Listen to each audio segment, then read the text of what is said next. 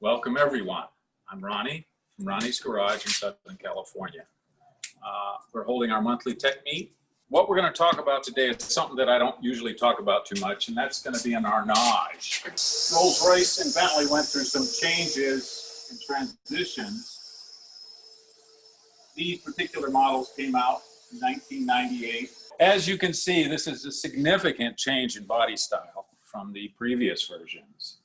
And at first, I really did not like them, but that's just my opinion. And if you walk around, you can come around here, Steve. One thing I did notice is at the back side, they took on a silver cloud look, in my opinion. They kind of had that swooping down, the ovalish tail lights. They got rid of the boxy look. They're really fantastic cars to drive. I was fortunate enough to buy one that needed some engine work and fixed it and drove it for a year or so and really liked it.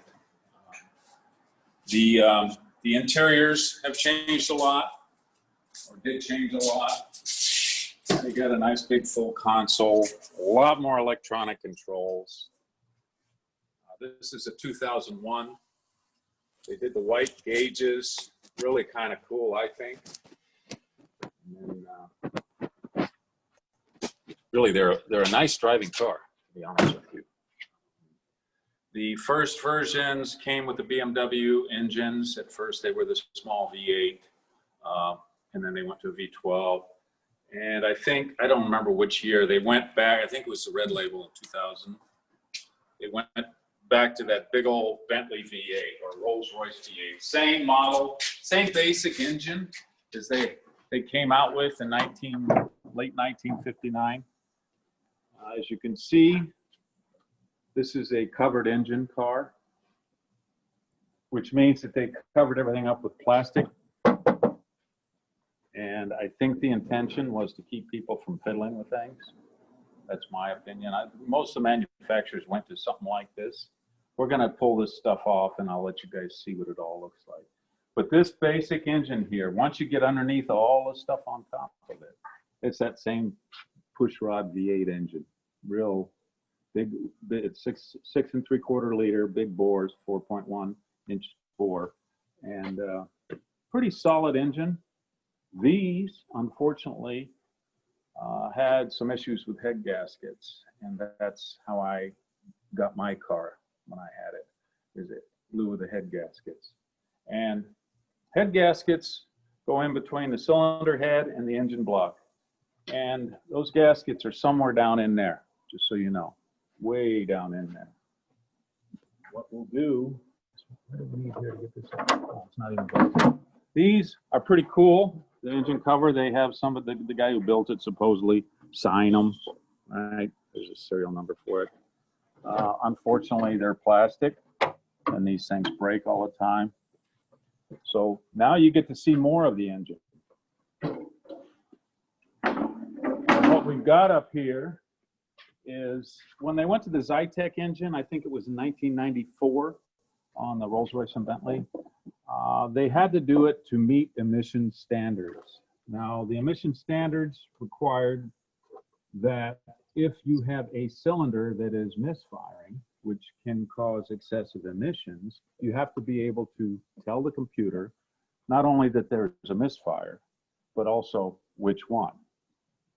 So on the old style ignition coil systems where they had a distributor cap and a bunch of wires coming off of them and one coil,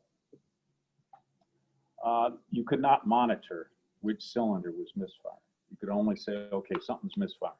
And you could do that by emissions. They'd sense it in the gases. So to be able to monitor which cylinder is misfiring, they put 8 coils on, okay? So each one of these is a coil. It's hooked to a spark plug wire. This goes down to the spark plug. So there's 1, 2, 3, 4, 5, 6, 7. And you go, well, how are they going to know which one is misfiring? Because the computer is telling these when to fire at all times.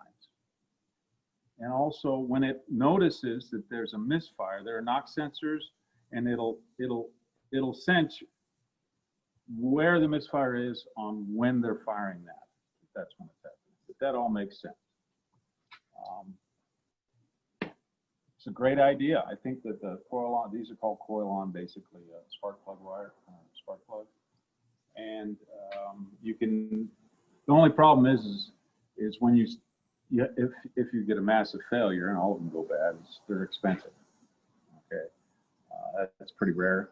In fact, I don't think I've ever replaced one of the coils on one of these yet. I did on Jaguars.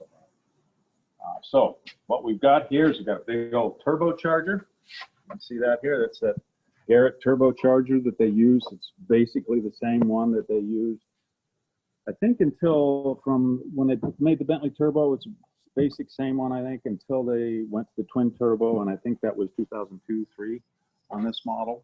So then they have two smaller ones, which you get quicker performance, because what a turbocharger is, just in case some of you guys don't know, it's like a double fan.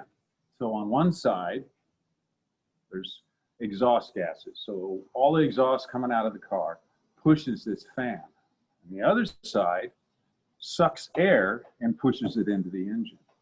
So for the fans to work, the car has to be running, first of all. And when you give the car gas, there's a kind of a lag before that. They call it spooling up. The turbo spools up. So it has to start spinning because enough exhaust gases have to pressure it. So this has a big turbocharger because it's a big engine. And when they went to the split, the twin turbo, they're smaller turbos and they spin faster. They're easier to get spinning. So that's why most cars now have a twin turbo, because the performance is much more immediate. There's usually a lag. Okay. And this car is intercooled too. So when you think about it, the turbocharger is using air/exhaust pressure to spin. On the other side, it's building pressure. And when you pressurize air or anything, it develops heat. So early turbos, they just pushed air right into a carburetor. They actually had a big pipe going to the top of a carburetor, and they forced air into those things. But this is injected. This is much more refined, but this is an intercooler. So what that does is they push the air through, it's like a little radiator to cool it down. So it has its own little pump, its own little cooler out here. So it cools the air so that when it goes into the combustion chamber, cooler air is better, because as soon as it fires, it super expands. If it's already hot, it's not going to expand that much more, and your combustion is better, so you get more power. So as you can see, there's a lot of stuff on there. Let's get her up in the air. I kind of want to walk around underneath. So one cool thing about these newer cars is they got some big tires.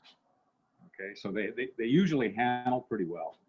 This car right here is missing a big old plastic panel they had under here.